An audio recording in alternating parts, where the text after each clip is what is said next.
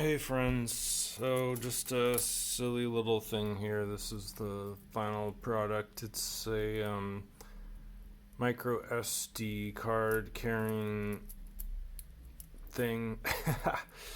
So yeah, the cards, they slip in and out of these little slotted holsters, and they are linked together via these kind of little like knee joints that I came up with that pop apart and pop back together really easily.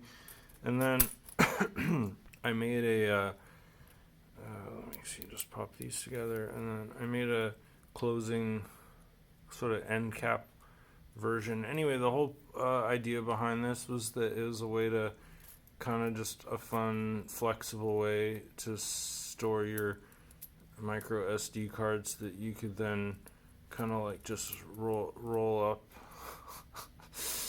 Yeah, it's kind of funny. But anyway, this is free and public domain on printables.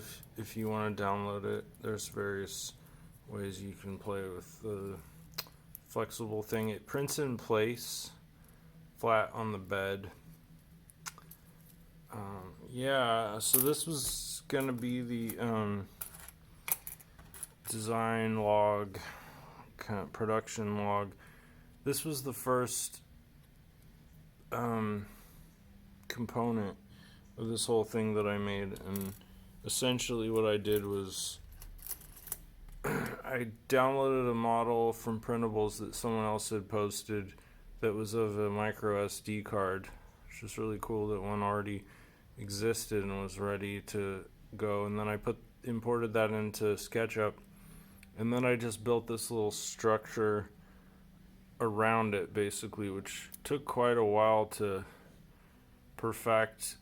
I wanted it to be a single piece with a built-in retention spring, and I wanted it to print in place without any supports. That was my criteria, and it took a while to get all these little micro architecture elements down, but it actually was pretty easy ultimately.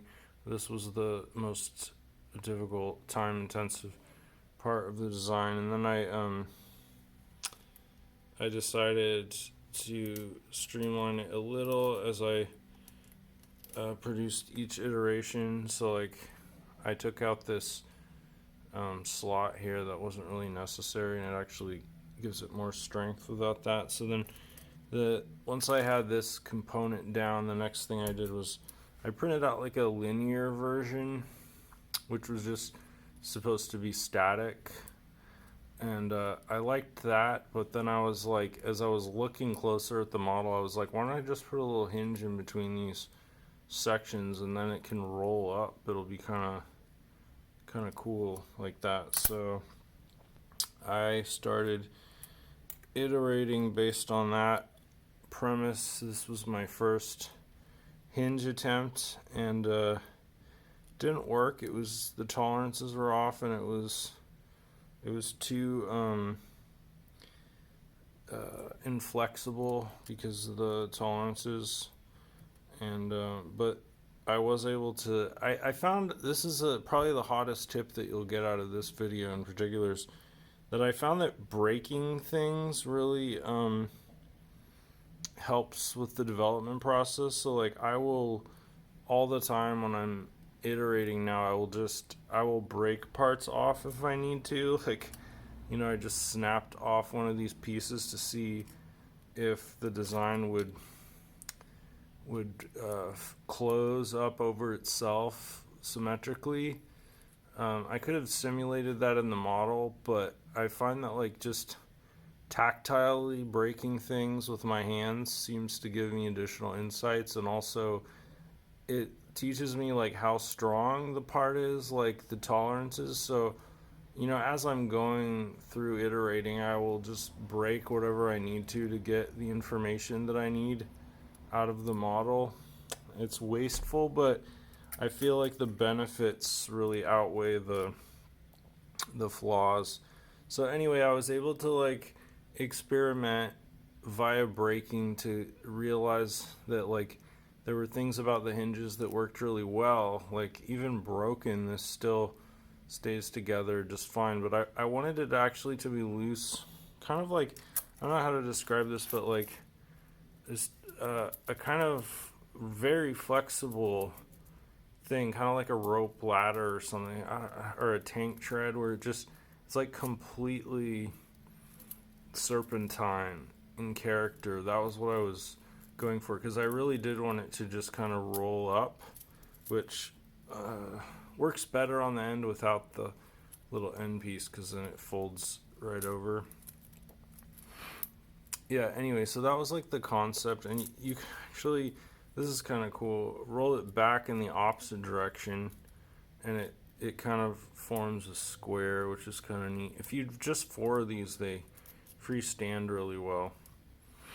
But yeah, anyway, so this was the final version. I was really pleased with the way these symmetrical joints came out, because they snap together really easily, but they're sturdy. Like they're not going to just come apart. Like it takes quite a bit of effort to actually separate these, but then when it comes to snapping them together, it's really, really easy. So that was kind of a triumph. And the fact that it comes off the build plate fully flexible, like you don't really have to break it in, it just kind of is good to go. Same with these little springs, which the first iteration, this is like 0.1 millimeter gap between there, but I found that if I made it 0.2 in along these edges of the little hump there, that it would just print out unattached, which was kind of useful information. So yeah, I think I'm really getting down the character of the material in terms of how it relates to its mechanical properties. PLA at 0.2 millimeter layer height really yeah, I feel like I'm finally getting a handle on the material to where I can just bang out a design in like one iteration and basically know how a spring is going to perform, how a joint is going to perform, a hinge, and how it can all be implemented without support and print in place, all just on the first try without having to produce a lot of failure prone versions before I finally get what I want in terms of mechanical properties and stuff. So yeah, anyway, this is free to download, and I think it's kind of cool. Hopefully you will too. Thanks for watching.